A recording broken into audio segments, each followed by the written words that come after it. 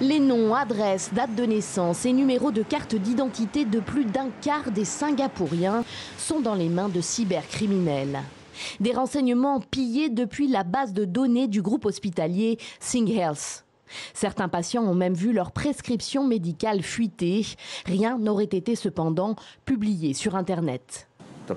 Les personnels qui travaillent pour notre système de santé publique considèrent que leur rôle n'est pas seulement d'offrir des soins de qualité aux patients, mais aussi de protéger la confidentialité de leurs données.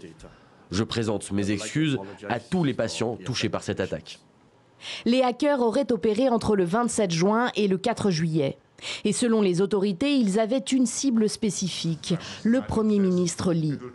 L'agence de cybersécurité singapourienne évoque une attaque délibérée, ciblée et bien planifiée.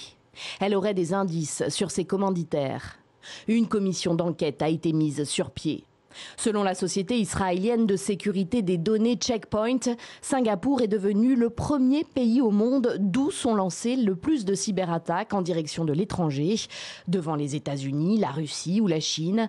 En contrepartie, le très riche et très informatisé petit État essuie de plus en plus de piratage.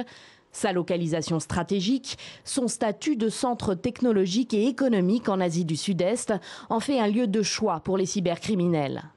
L'année dernière, ce sont les données de plus de 800 employés du ministère de la Défense qui avaient été piratées. Singapour tente de se protéger.